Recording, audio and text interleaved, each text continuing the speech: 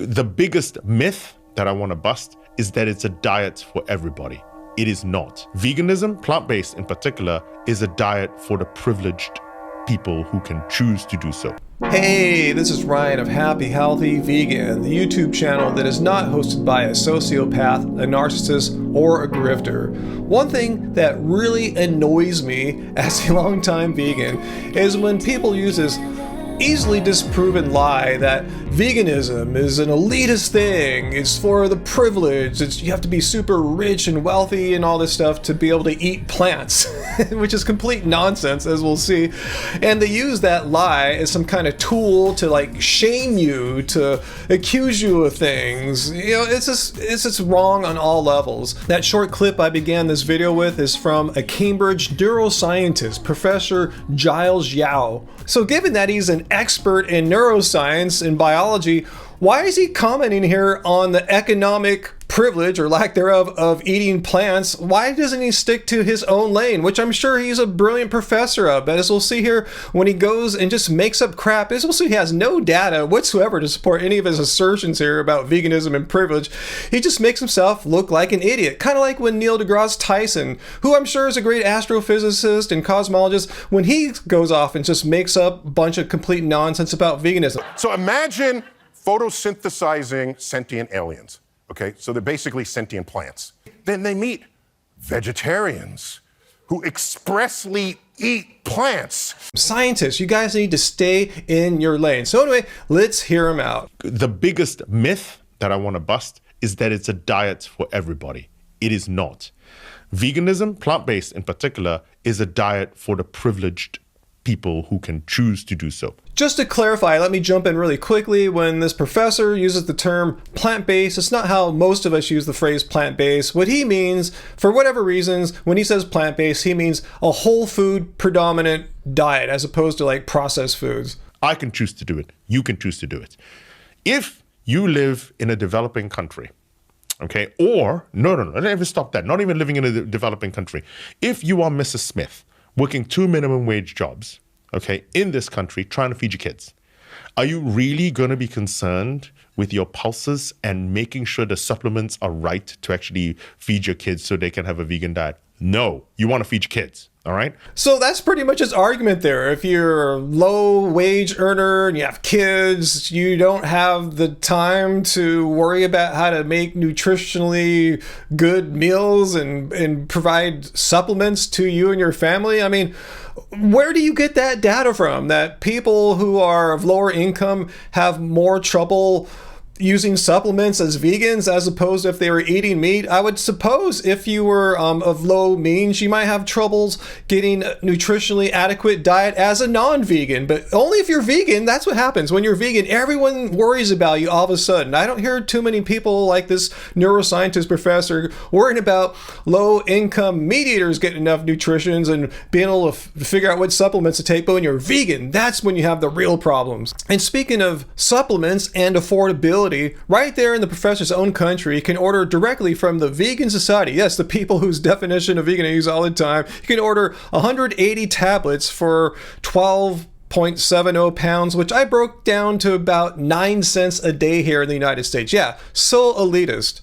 And if you prefer not to go through the Vegan Society, especially if you don't want to pay shipping here in the United States, you could spend $15 a year on a perfectly fine multivitamin. So this is your big argument here, that somehow vegans, non-vegans are fine, but vegans would have trouble affording 9 cents a day or $1 a month for a supplement if they're not really rich or anything. If this is the professor's strong argument that veganism is for the privileged, once again, further proof, stay with your neuroscience. Again, I'm sure you're a fantastic expert in the field of neuroscience, but speaking about the economics of veganism, you don't even know what vegans eat, it sounds like. And we're going to get into more of that in a second, but let's hear him out. He says some more stupid stuff. And so what annoys me about evangelical plant-based and vegan is... What the hell do you mean? You should define these terms here because they're not immediately obvious. To someone like me who's been vegan since 2010, what do you mean by evangelical vegan? I doubt you mean that literally, right? Like vegans who are also evangelical? Do you mean like hardcore vegans? Like, and again, what does that even mean? I think what you're doing, Professor, is doing something that really irritates me as an individual human being who happens to be vegan. So I think you're about to generalize, right? You're going to take a class of people, in this case, we're talking about vegans, and you're going to make some stereotyped generalization about all of us, right? What annoys me about evangelical plant-based and vegan is not that people do it. People should do what they want to do. Well, I'm glad you're not some kind of fascist authoritarian, as many anti-vegans are about us vegans. But what they do is they make other people feel bad by not having that diet, particularly when they don't have the choice to do it. That is what annoys me. First of all, what the hell are you talking about? Secondly, you're a scientist. We shouldn't have to care about your emotions. We care about data and real world fact and observation. And please share with us, like, what in the hell are you talking about? So you're saying this is something that vegans generally do. You stereotype as people who go out into the world and make others who are not vegan. And you're situation, you're saying people who are not vegan because they have no choice, they can't be vegan, we seek these people out and we shame them. Really, where did you get this crazy fantasy from, Professor? They make other people feel bad by not having that diet, particularly when they don't have the choice to do it. Again, another double standard for vegans. So vegans are known, we're stereotyped for being shamers of others who have no choice about their diets. Well, if you look at the comments of our videos, in fact, you need look no further than my most recent video prior to this one, where I responded to mean and hateful comments from anti-vegans saying hateful, shameful stuff about me and my choice to eat plants. So how come you're not picking on these people for being mean? But the vegans are the mean ones. By not having that diet, particularly when they don't have the choice to do it. And please, Professor, I would love to hear more about these people that have no choice other than to eat animal products because they can't afford to eat plants. I knocked down your supplement argument. That's just complete crap. So let's take a look at plants being too expensive for your non-wealthy or even middle-class person to be able to afford. And let's give him some more support here. He kind of just goes off for the rest of this interview and talks about other stuff. So let's pick it up here with another person from the professor's country, Julie Bindel. You've probably seen us respond to her before. She's a radical feminist. No offense against that, but you know, just like Neil deGrasse Tyson and this professor here says complete nonsense about veganism. I would like the vegan movement to campaign to make this diet more accessible. They are coming from a position of privilege and denying how difficult it is to have and to provide a balanced diet for your family. Again, I'm hearing more talk about how difficult, almost next to impossible it is for your average person to provide a healthy, balanced diet on your plate if you're vegan. Once again, if you're non-vegan, no one worries about people that eat at McDonald's and Burger King every day. They're fine, I guess. But yeah, when you're vegan, everyone all of a sudden becomes a nutritionist concerned about your imminent decline and all that nonsense. But let's see what she's talking about. The problem that I have with this kind of the fundamentalist version of veganism. Earlier the professor said evangelical vegans. Now we have fundamentalist vegans. Like, what in the hell are you guys talking about? Veganism is simply a stance against animal cruelty and exploitation. Nothing more than that. If you think any of that is fundamentalist or evangelical, you have a strange sense of what those words mean. Is the fact that nobody talks about how much time it takes to prepare these meals, to plan the meals, to do the shopping. Like, what the hell are you talking about? So it takes more time to push your shopping cart in the market to throw produce in there than it does to put eggs and bacon in there? I mean, that makes no sense. And it takes longer to cook plants than it does to cook meat and stuff like that. What, I mean, do you have any evidence for this, or are you just pulling this out of your butt? And for women in particular, who have dependents, whether it's 3 small kids or an elderly parent, they can't afford either the time or the...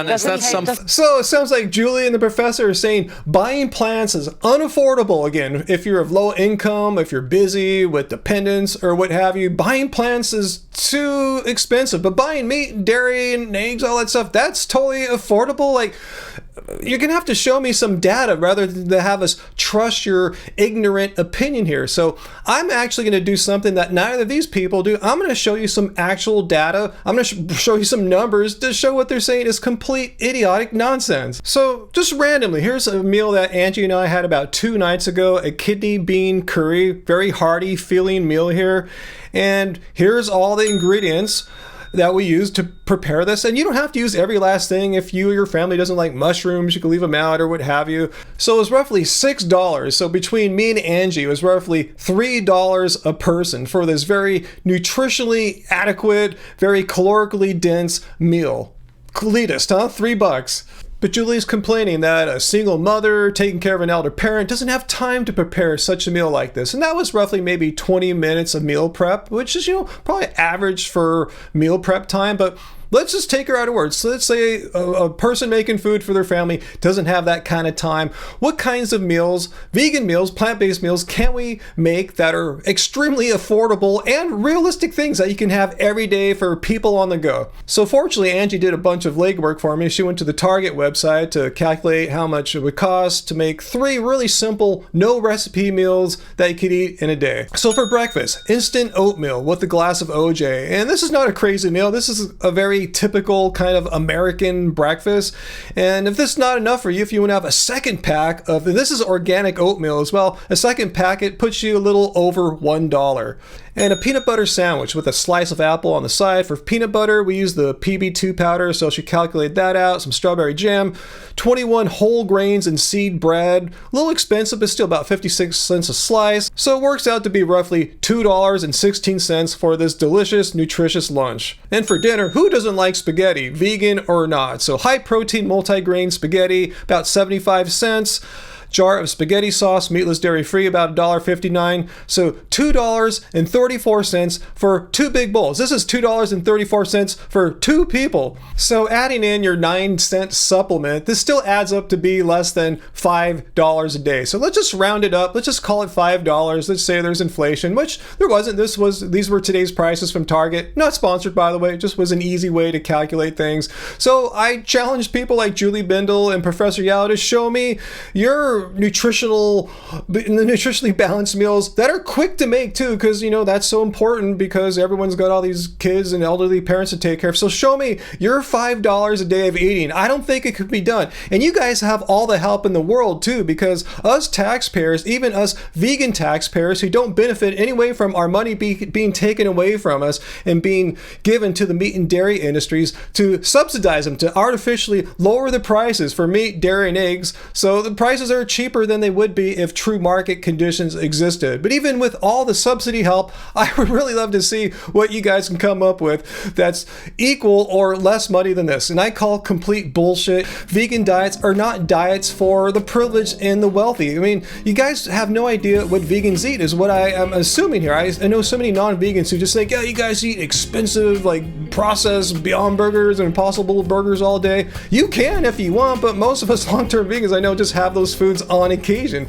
Let me just give you a little secret, let you guys know what we really eat. We eat typically like peasant food. The foundational foods of my calories typically come from the cheapest foods on the planet, such as legumes, grains, potatoes, bananas. I mean, these are some of the cheapest foods you can find in the store. So we don't eat a bunch of expensive stuff. Like I said, you can. If you want to have a really expensive vegan diet, you're more than welcome to. Just like if you're a non-vegan, you can eat really expensive stuff too, or you could try to eat more on a budget. The choice is yours, and being vegan is no different. Bottom line, there's nothing inherently more expensive about being vegan. Leave your questions and comments down below. Let me know what you think when you hear. When was the last time you heard someone say, oh, but your diet is one of privilege? Let me know what you said to them. Anyway, comment down below, hit like, share this video. And until I remember next time, guys, don't suck being vegan.